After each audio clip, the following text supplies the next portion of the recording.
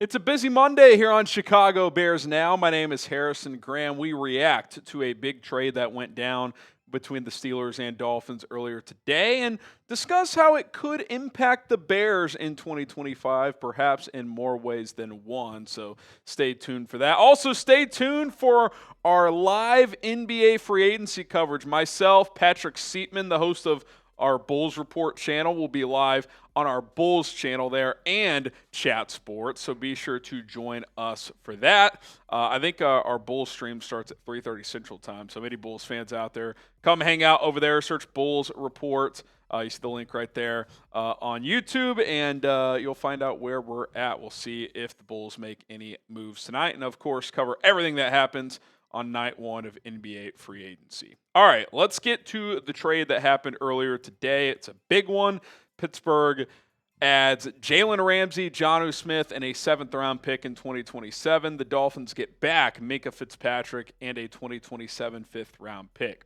Kind of feels like the Steelers are trying to go all in this year, although it's not fully all in since they had to ship out Minkah Fitzpatrick in that trade. That felt kind of weird, but there's a lot of money and big contracts involved, and maybe that was the only way it could work, and they felt like Jalen Ramsey helped out more than Minkah, which I don't know if I personally agree with, but that's neither here nor there. I gave more of my take specifically on the trade on 4 verts for anyone who wants to check it out. This is how it impacts the Bears, so going to focus on that. I do think the Jonnu Smith addition is nice for Pittsburgh. Obviously, the Bears face the Steelers. We'll talk about that angle of this later on in the show. I think for Miami, it just gives them more cap flexibility moving forward. They shedded like $10 million in this deal.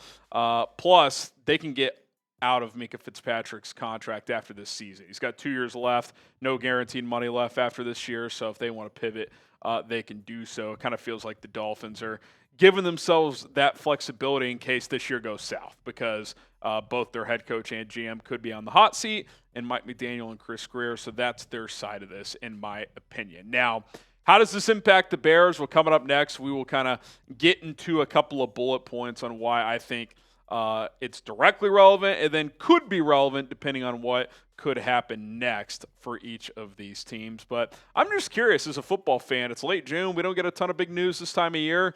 Who do you guys think won the trade? If you think it's the Steelers, type PIT. Think it's the Dolphins, type MIA. Give us your thoughts in the comment section below. Who do you think won this Dolphins-Pittsburgh Steelers trade? Okay, let's get to the Bears' impact of this. Well, the direct impact is that the Steelers come to Chicago in Week 12.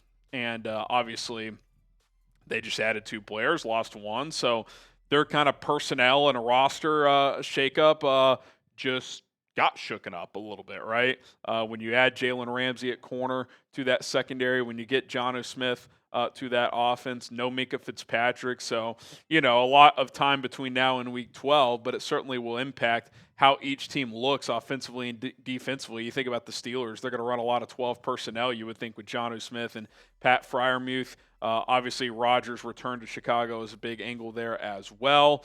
They have DK Metcalf, so a lot of new faces that the Bears will be facing in Pittsburgh against Pittsburgh that they wouldn't have necessarily thought going into this season. And look, I hope the Bears destroy the Steelers and destroy Rodgers. Rodgers said recently this is probably his last season in the NFL, so that's obviously going to be a big angle of this. But I think the Steelers, with the trade they just made, are going to look different personnel-wise. What do they do at safety without Minkah Fitzpatrick? Does Jalen Ramsey play some safety for them depending on the formation? Do they go get any more weapons, or is Jonnu Smith to pair with DK Metcalf for Aaron Rodgers? So it's going to be very interesting. It feels like the Steelers are kind of foregoing the future a little bit, for focusing more so on 2025, which I guess when you sign 41-year-old Aaron Rodgers, that's what you do.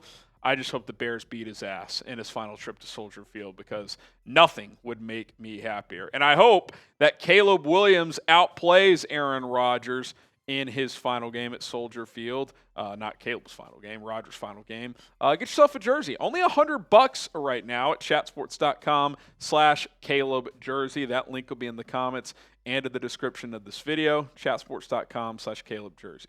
Okay, potential trades, because when you get a player-player trade swap like this, 2-for-1 in this case, while it enhances a certain position group, it thins out another one. And Tom Pelissero already reporting that the Dolphins are in conversations with multiple teams about acquiring a tight end after sending Jonnu Smith to Pittsburgh. Wild start to the holiday week could get even wilder. So you start thinking, okay, could the Bears be a team that trades away a tight end? And I know what everybody's going to jump to because of social media and people like Kurt Benkert, who threw it out there that Kmet could be someone that gets traded this offseason because they drafted Colston Loveland.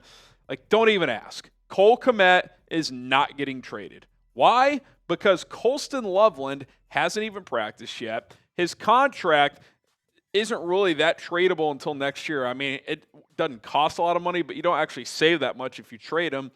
And C, even if Loveland is healthy and awesome and even better than Kmet as a rookie, this is still Ben Johnson who wants to run a lot of 12 personnel. I think he'd rather do that with Cole Kmet and Colston Loveland than Colston Loveland and Durham Smythe. Now, if the Dolphins want to get Durham Smythe back, a guy they cut earlier this offseason, want to give the Bears a 7th-round pick, I'd probably take it because Joel Wilson had a strong spring, and if it's close between them two, I'd rather go with a young ascending guy in Wilson anyway. If I get a draft pick for Durham Smythe, a guy I paid $2.5 million for, sign me up. But I'm not trading Cole Kmet right now.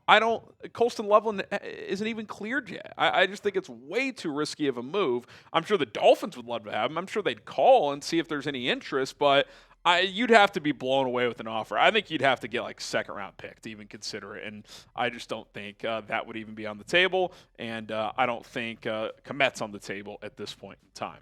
Now, the Dolphins also are going to need a corner. I mean, this is tough sledding without Jalen Ramsey. Now, they'll probably sign somebody like Stephon Gilmore, but even with someone like that, they could certainly use another piece in that secondary. Miami definitely needs to add to that cornerback position. And, you know, I think the Bears, one of their deeper position groups is corner. Now, obviously, Kyler Gordon and Jalen Johnson are locked in on long-term deals. Those aren't players you would move. Tyreek Stevenson, assuming he has a strong training camp, he'll be a starter. But you kind of look at it, Tyreek Stevenson and Terrell Smith. Assuming that's an open competition with Zay Frazier in the mix, I think we'd all be surprised if Frazier won it. But let's just say that he's in there too. But if you're going to keep Frazier, rookie deal, 4-year contract window, cheap, I get you wouldn't trade him.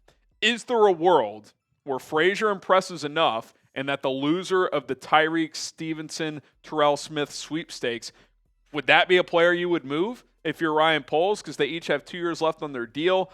I don't know what either would fetch, especially Terrell Smith, a 5th-round pick a few years ago, who, when he's played, has played pretty well, but he's been kind of like a part-time starter, mostly a backup since the Bears drafted him. I really like him. I think he's pretty good. I think he could be a starter.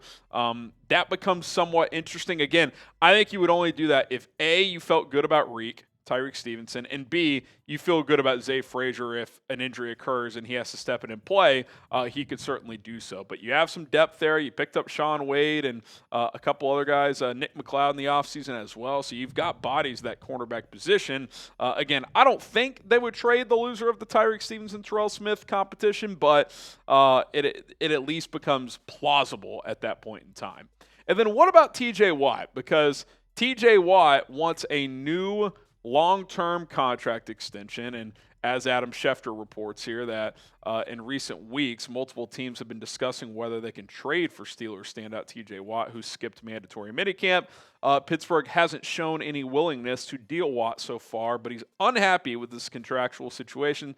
Sources believe outside team interest is likely to increase given today's trade. Now, Schefter added later that the Steelers don't want to move him, which is what Pelissero is talking about here, saying that the Steelers have no intention of trading star pass rusher TJ Watt, and their focus remains on an extension. Watt turns 31 in October, yada, yada. He's owed $21 million this year. Pelissero also adds that they've been loading up on veterans with Rodgers, DK, Jonnu Smith, Darius Slade, Jalen Ramsey, among others. They're all in on 2025, and that plan includes TJ Watt, which that makes sense to me. I don't think you sign 41-year-old Aaron Rodgers. I don't think you trade for an aging corner like Jalen Ramsey and a tight end who's like 31 years old and Jonnu Smith and give DK Metcalf $150 million. I don't think you do all this stuff and then trade your best player in TJ Watt. Like it just does not make sense. Now, that doesn't mean that it couldn't get ugly and it couldn't get contentious if the money isn't where Watt wants it to be. I'm guessing he's asking for the Myles Garrett deal, if not to top it, because that's been his most commonly, kind of reference point in his career is those two. They kind of go back and forth. Who's the best pass rusher in the league? Very similar age. So I'd be shocked if the Steelers traded T.J. Watt now. If he somehow became available, like, of course. Like, I mean, I'd be interested if I was the Bears. I think he would cost too much because you'd probably have to give up at least a first-round pick and then give him close to $40 million per year. I'm probably not in that business if I'm the Bears, but I still maintain that Chicago could use another edge rusher. Like, whether it's a big fish like a Trey Hendrickson or hell a T.J. Watt, or whether it's, a savvy veteran like Zadarius Smith, Von Miller, or Jadeveon Clowney. I would like to add someone to that defensive end group. I don't think T.J. Watt is realistic, at least for the Bears. And quite frankly, the way the Steelers have operated, you would think getting that deal done for Pittsburgh would be priority number one at this point in time. Now, name a player that you think the Bears should add, whether it's via trade or free agency. Give us your thoughts down in the comment section below. That's going to do it for this episode of Chicago Bears Now. We are not live today because, like I said, we're going live on Chat Sports and the Bulls Report to break down day one of NBA free agency, so be sure to join us for that.